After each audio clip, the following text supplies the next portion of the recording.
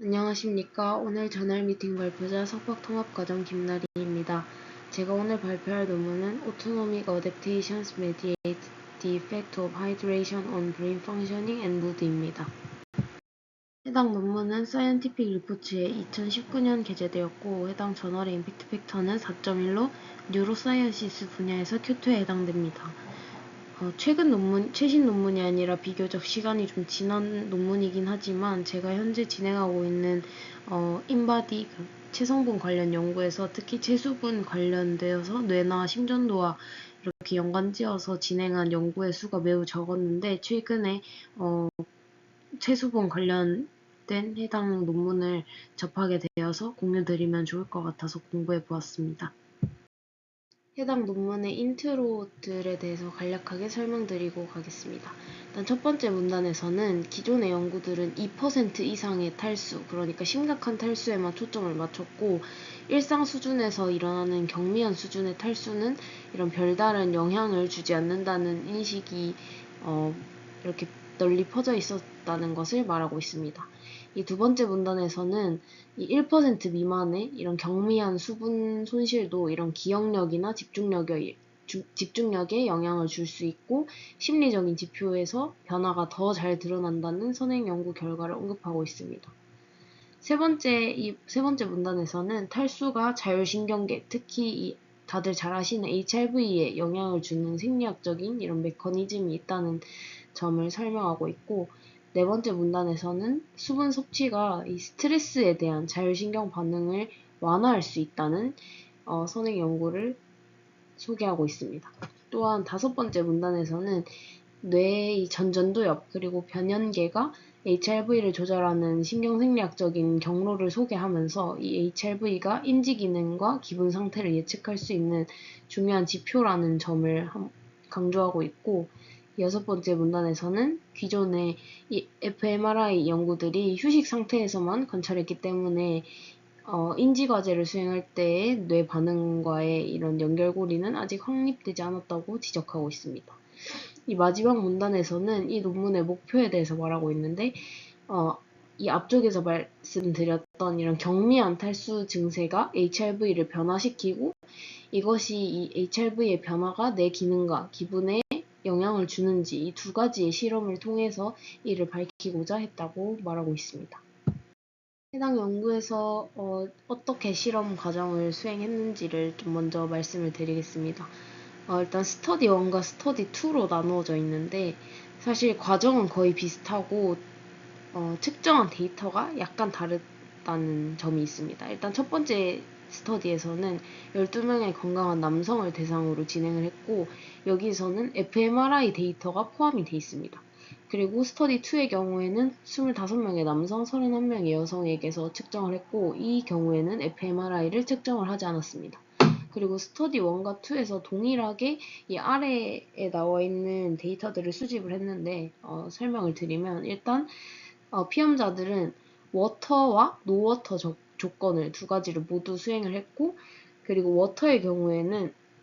조건의 경우에는 2번 150ml의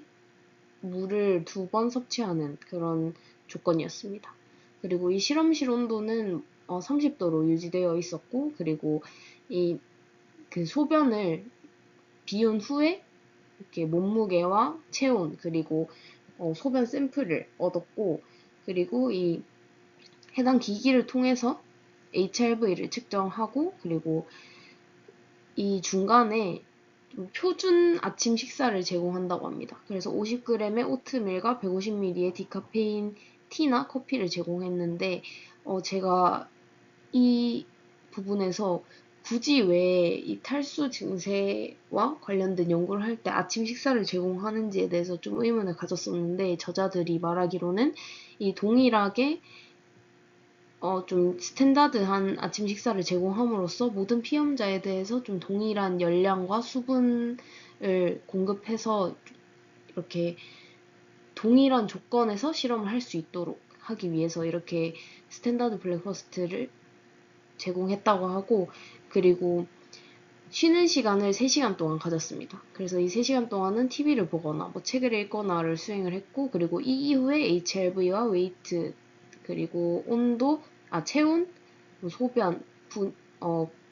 기분, 그리고 목마름 정도를 뭐 이렇게 판단하였고, 그리고 코그니티브 태스크를 fMRI를 측정하면서 수행을 했는데,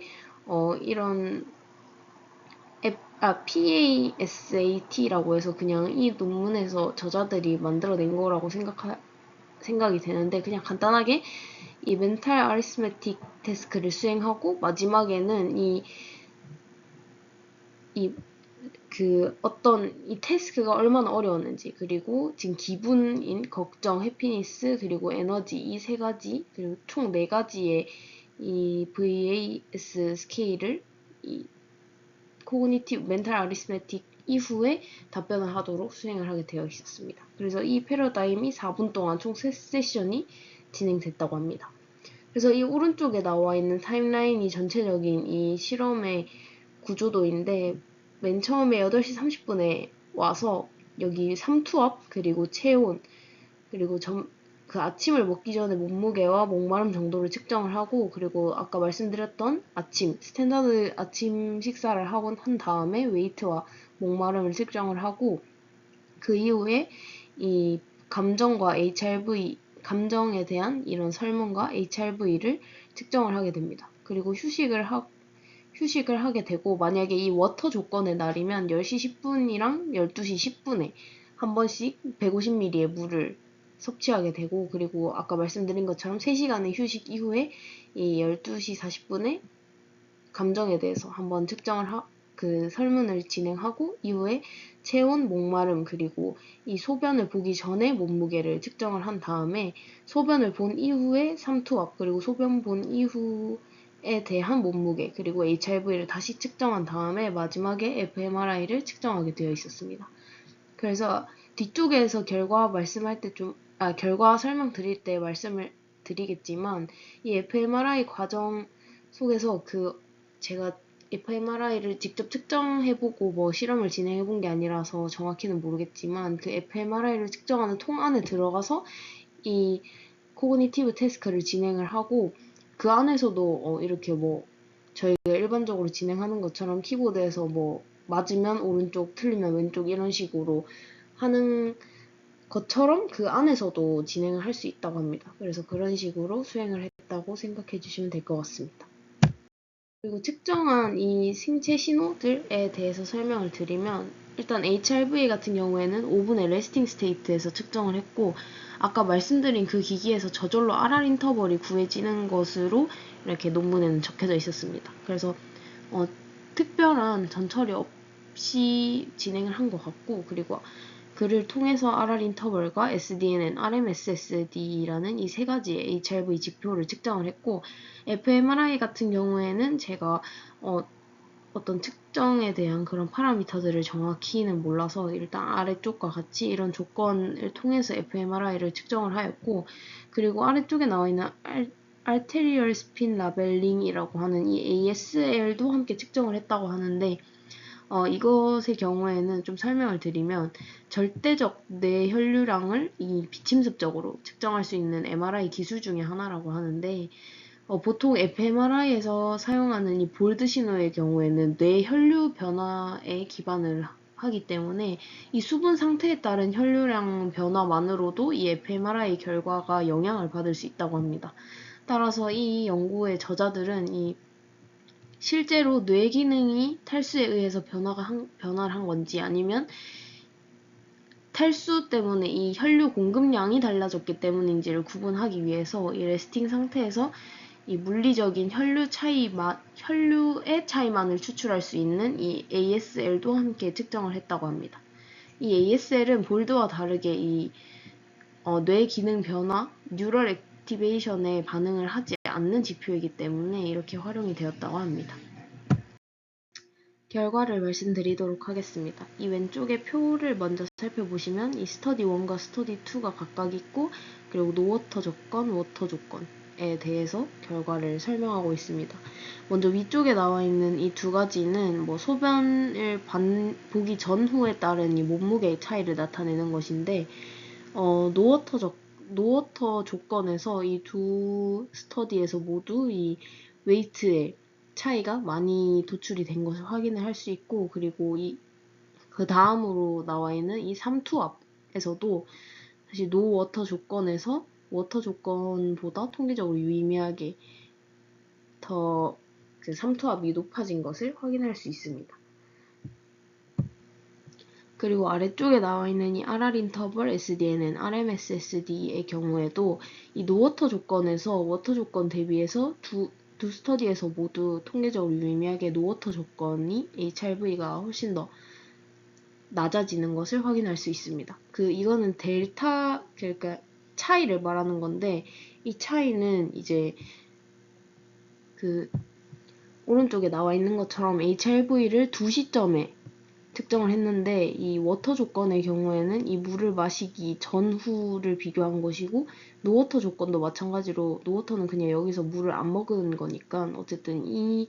두 HRV를 비교한 이 델타라고 생각해 주시면 될 것 같습니다. 그래서 어쨌든 노워터군에서 워터군 대비 HRV가 매우 낮은, 통계적으로 미미하게 낮은 것을 볼 수 있습니다. 그래서 이 표를 그냥 HRV 결과를 오른쪽에 바그래프로 나타낸 것이고, 이 위쪽이 이 위쪽이 스터디 1, 아래쪽이 스터디 2라고 보시면 됩니다.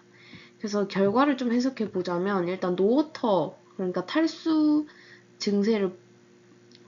노워터군에서 HRV가 감소하는 것을 확인을 할 수 있는데, HRV가 감소했다는 것은 이 교감신경계가 활성화되었다는 뜻이고, 교감신경계가 활성화가 되면 스트레스나 각성, 긴장이나 긴장 상태라는 것을 유출할 수 있습니다. 그래서 이 노워터를 탈수 증세가 있을 때 어떤 스트레스 상황에 놓이는 것과 유사한 그런 패턴이 나타난다는 것을 확인을 할 수 있었습니다. 이 다음 결과는 이 오른쪽에 나와 있는 표를 보시면 이 앞서 말씀드렸던 이 감정 설문에 대한 결과를 나타내는 것인데, 표에서 이 위쪽의 경우에는 스터디 1은 fMRI를 찍었고 스터디 2는 fMRI를 찍지 않은 경우인데, 이 위쪽에 나와 있는 것들이 아까 말씀드린 것처럼 fMRI 그 통 안에서 설문을 했던 경우이고, 이 아래쪽이 fMRI 통 밖에 나와서 측정을 한 경우입니다. 그래서 fMRI를 안 찍은 스터디 2의 경우에는 이 위쪽의 결과가 없는 것으로 이해해 주시면 될 것 같습니다. 그래서 이 표에서 좀 이해하기 힘들었던 부분이 있는데,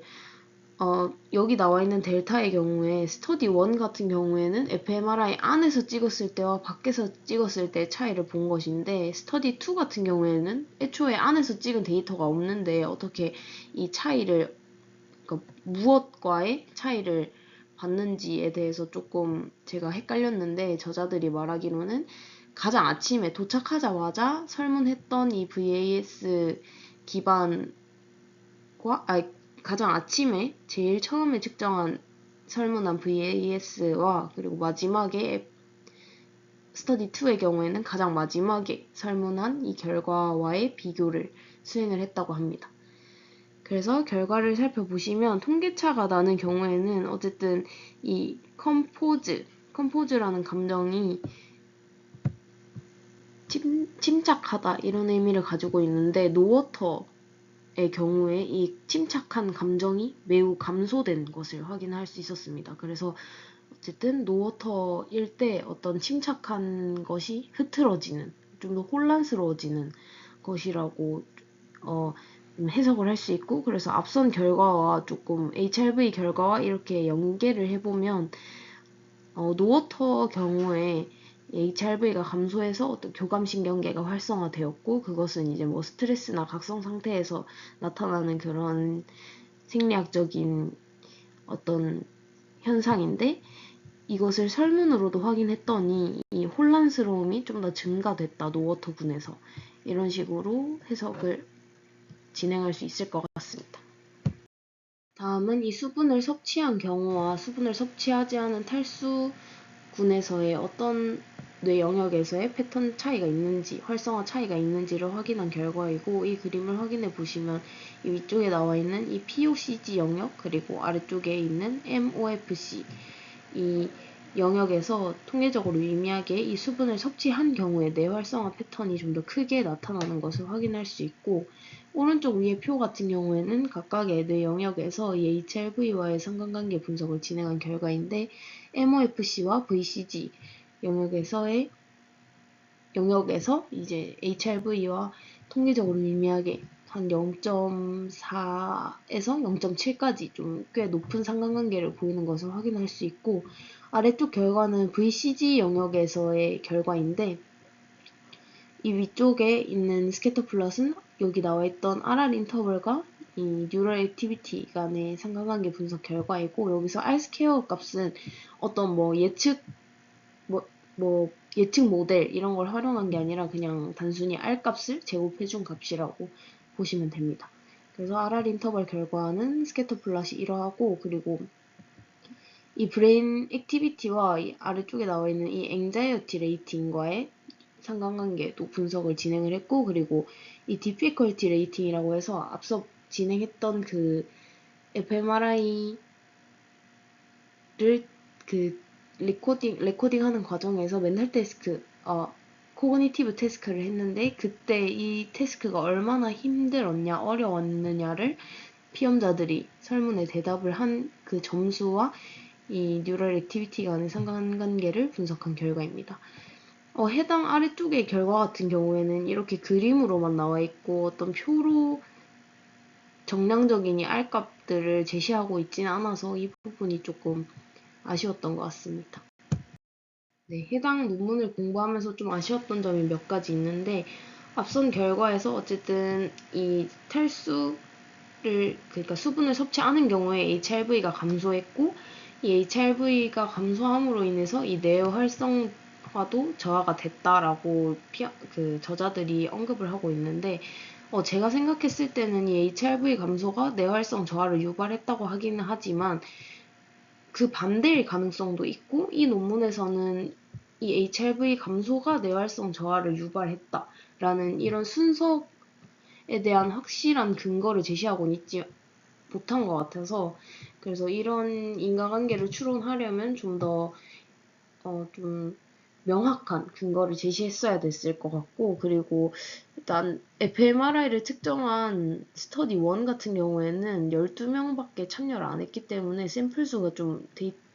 피험자 수가 좀 부족하다고 느꼈습니다. 그리고 특히 스터디 1 같은 경우에는 피험자 수도 적은데 남성 피험자로만 구성이 되어 있기 때문에 제가 생각했을 때는 굳이 왜 이런 식으로 피험자 구성을 이런 식으로 진행을 했는지 좀 이해가 안 됐고, 그리고 논문을 공부하기는 했지만 굳이 스터디 2를 이렇게 나눠서 진행을 했어야 됐는지에 대한 의문이 들었는데, 논문에서 언급하기로는 어떤 fMRI를 측정하지 않고도 이런 무드 그리고 탈수로 인한 그런 HRV 감소나 이런 뇌활성화 저하를 근거로 들고, 그리고 이 탈수 증세가 기분을 이렇게